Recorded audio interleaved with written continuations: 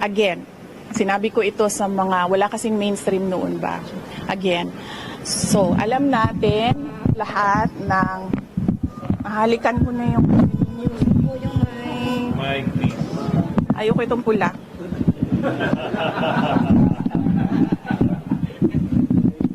Saan galing yan? Ayun. Okay, saan? Saan ako? Okay. Alam nyo, di ba, meron kayong mga naririnig ng akusasyon ng nakawan dito sa ating gobyerno. Corruption in government.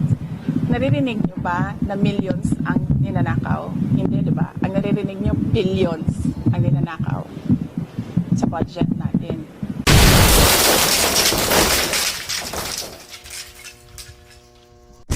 Good day mga idolo, welcome back to my channel. So for today's vlog mga idolo is panoorin natin yung naging press conference ni VP Inday Sara Duterte mga idol. No?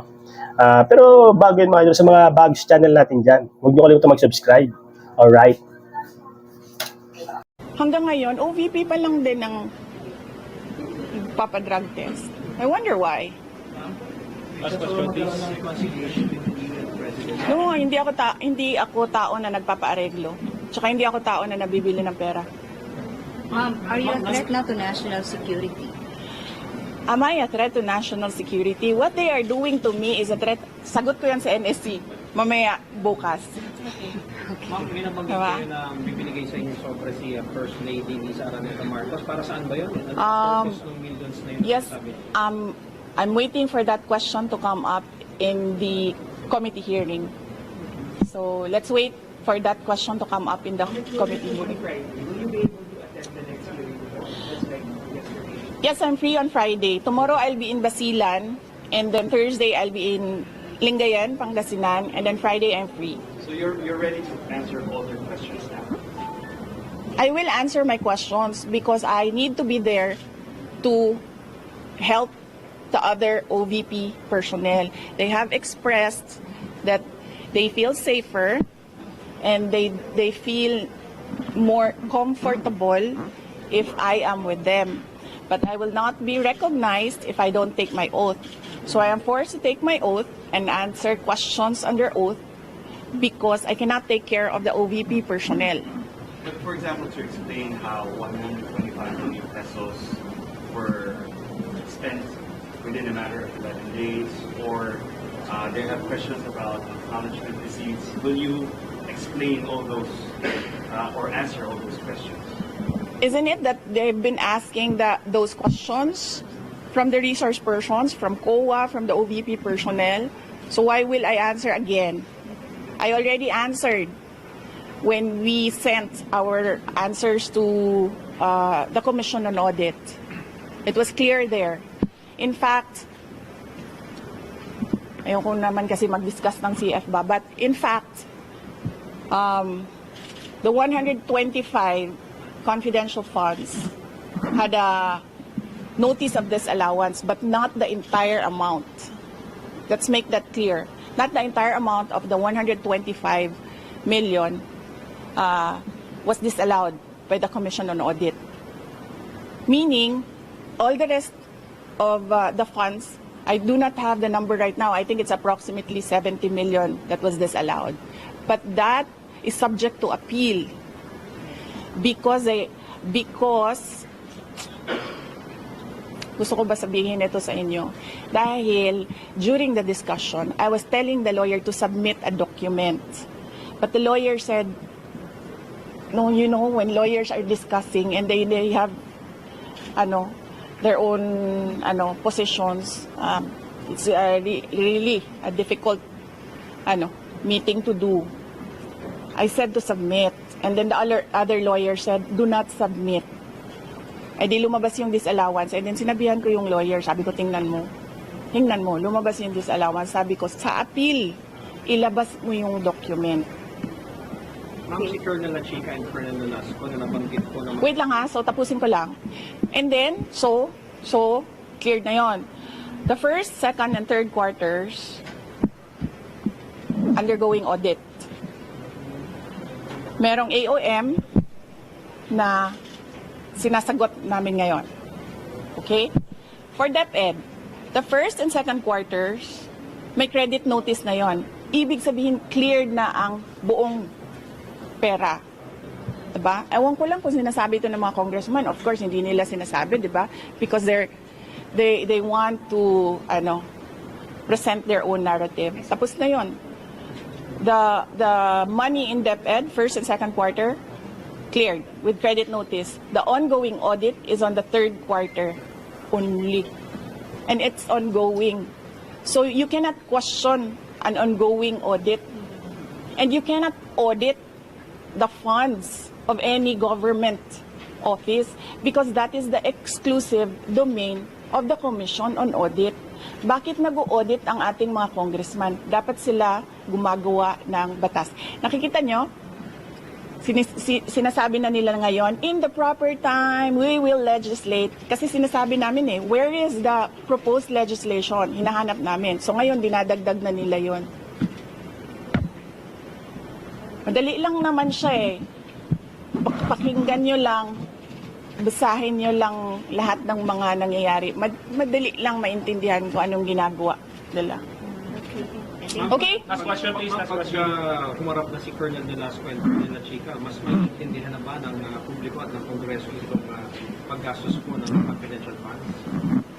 Really, I still say that confidential funds, the use of confidential funds cannot be divulged. Sinasabi ko pa rin yan. They cannot be divulged in public.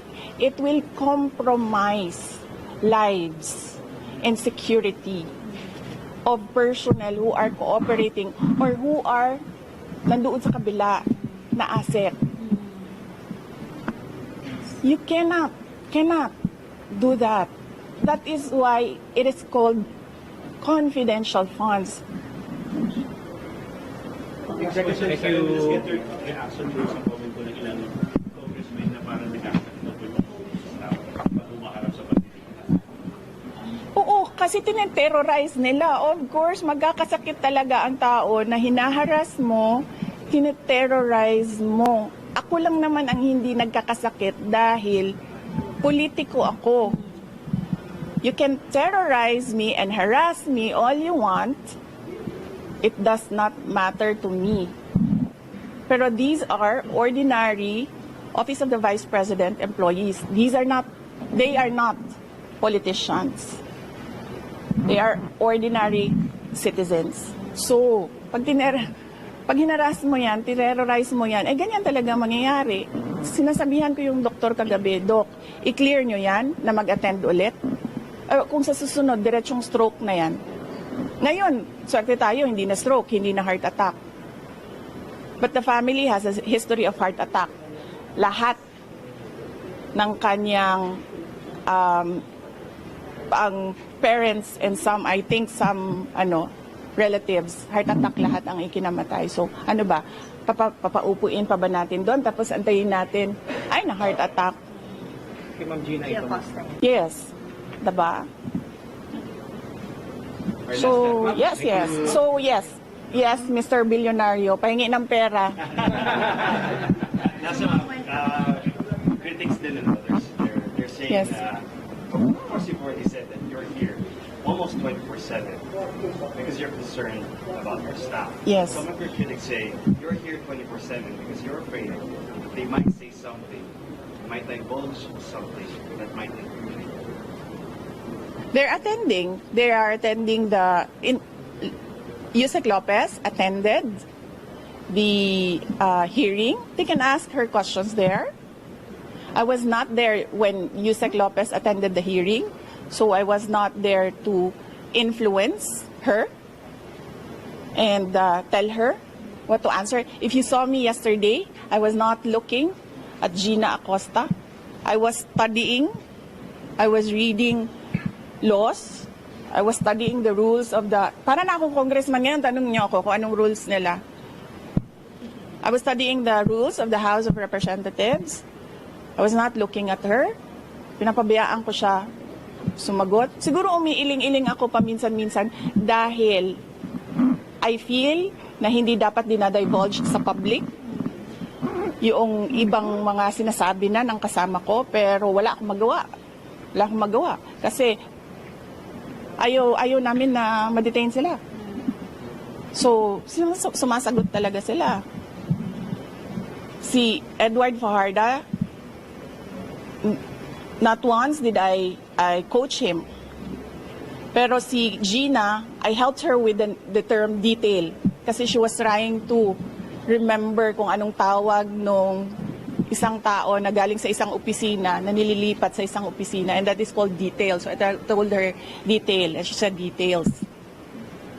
From yung money, yung CF is from SDO, dumidiretso daw sa mga security officer. Yun talaga mamang nature ba ng confidential funds? Yes, there is an SDO, and there is a security officer, and there is a head of agency. So, ako yung head of agency, may SDO kami, may security officer kami. Ganon talaga ang structure. Again, sinabi ko ito sa mga, wala kasing mainstream noon ba? Again, so alam natin lahat ng, mahalikan ko na yung Mike, please. ayoko itong pula.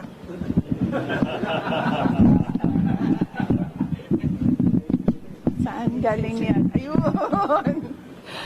Okay, saan? Saan ako? Okay.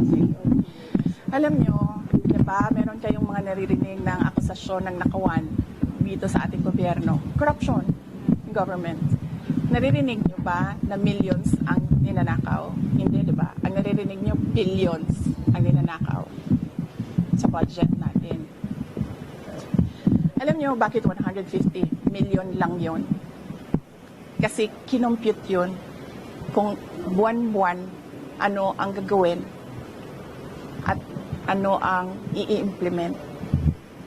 Napakaliit na amount ang 150 million. So bakit kami magnanakaw ng 150 million? Ang nakawan sa gobyerno, billion. Ginamit yun sa trabaho. Bakit 125 plus 500 lang yung sa Office of the Vice President? Kasi kinompute yun. Buwan-buwan. Ang problem sa 125, binigay siya sa amin December na. And the requirement in government offices, you have to utilize money before December 31, before the end of the year. So ang ginawa, lahat ng preps, in-implement. Diba? And as I said, government offices disperse millions, billions in a day. Sa DepEd, nagdi-disperse kami. Nagdi-disperse. Pumipirma kami ng cheque.